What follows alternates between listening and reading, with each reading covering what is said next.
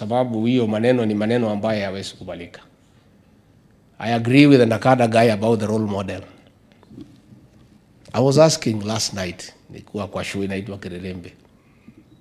Mimi naona viongozi wetu hapa katika Mlima Kenya wale wa Azimio.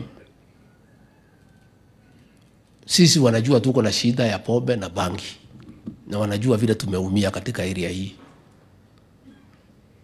Ile mtu wanatembea na yeye ni ile anaitwa Wajackoya. Ndio mgeni wa heshima wakija hapa kutembea. What are we telling our children? This is a man who went on national television and said that Bangi should not only be smoked, but encourage people to grow. And then this is a person you are bringing to a region that is having a serious problem of Bangi. What message are you sending to our young people? I want to ask those leaders from this region, please, when you come here, come and talk your things. But I beg you, don't come with Wajackoya. Because what are you telling us here? We have a problem. Don't we have a problem on Bangi? Sasa hao ni viongozi ya kina Martha Karua. Ile mtu amesindikisha hao ni Wajackoya. Na anasema ati apigiwe makofi. Kwani watu wanatudharau kiasi gani na kutuchekelea? When you bring Wajackoya to this region, you are simply laughing at us.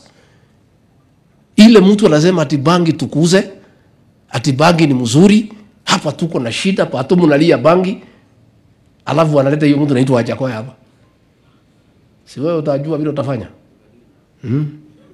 Please, I want to ask our national leaders, save us this Wajackoya thing. It's very embarrassing to us as leaders.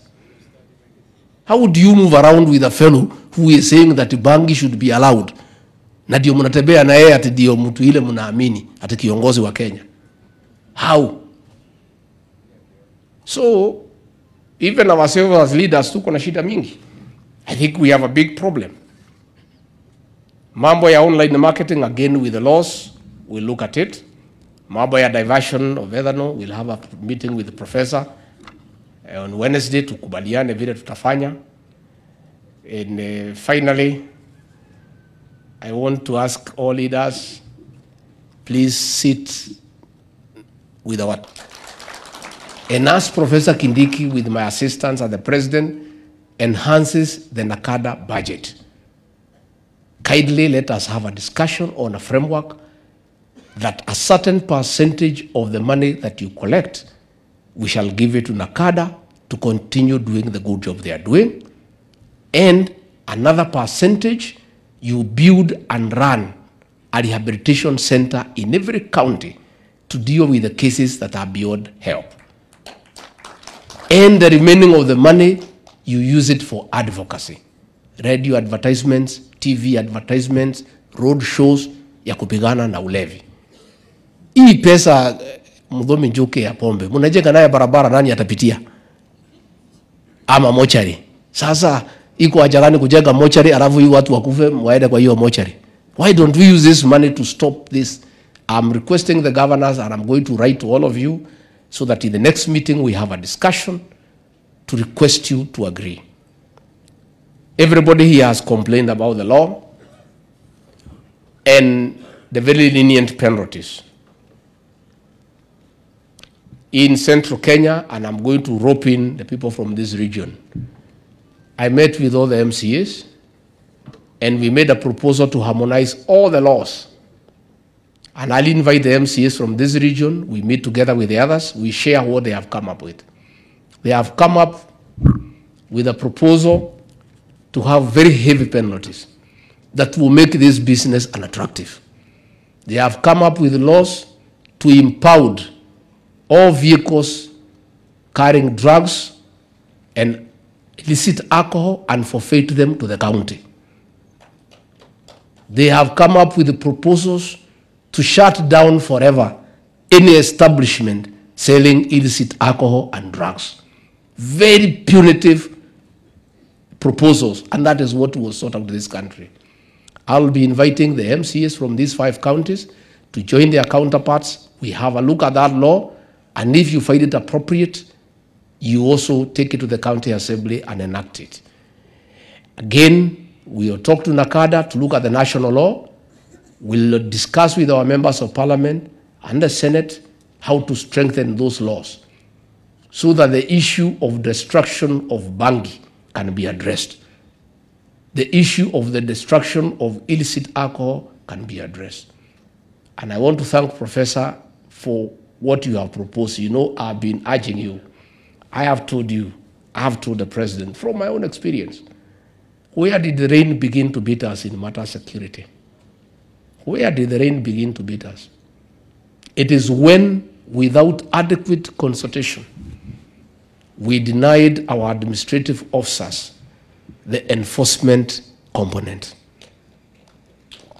What was happening before, for the years I served? The chiefs and the DOs then would deal with all the small problems before they become a problem. They will deal with the boundary disputes before it leads to murder, before it leads to assault, before it leads to grievous bodily harm. They will deal with them. In fact, the station commanders kazi yao ilikuwa rahisi sana. Saa ile mtu amekufa, wanakuja na Land Rover, wanachukua, wanapeleka. And they were coming from 60, 80 kilometers away.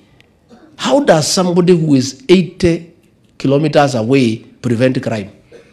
The chiefs, assistant chiefs, the assistant county commissioners, with the support of the AP, were doing 90% of prevention of crime at source. And then the police would deal now with 10% to apprehend the offenders and prosecute them. Prof, you have our support to reinstate the enforcement capacity of our officers of the National Government Administration. And when that happens, I can assure you, Professor, na mtaniuliza, within 1 year, hii shida yote tuko nayo hii Kenya itaisha. Because hii chief anajua kila mtu mbaya. Lakini yako na watu hapo ya kumsaidia. The police have not been very kind to the National Government Administrative Officers. Wakiwaita wakuja iko crime, wanasema kama hakuna mafuta, hawendi. But hiyo mafuta si ati gari haina mafuta, you know what I mean. Police officers, because of the independence, had also became a little bit arrogant and demeaning to the National Government Administrative Officers. Na kusema sisi ni independent, sisi tuko na Inspector General of Police. Even the security committees that were functioning well before, where the DC would give instructions to people within the district. Today, anasema, wacha tuulize Nairobi. Sasa Inspector General of Police akiwa Nairobi, how will he deal with the problem in Tharaka Nithi?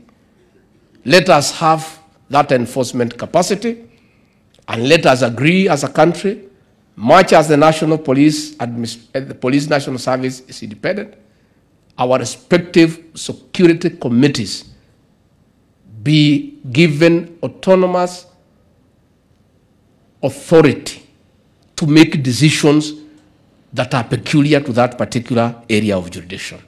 And I can tell you, once we do that, hii mambo yetu itakuwa sawa sawa. So mimi nikimalizia,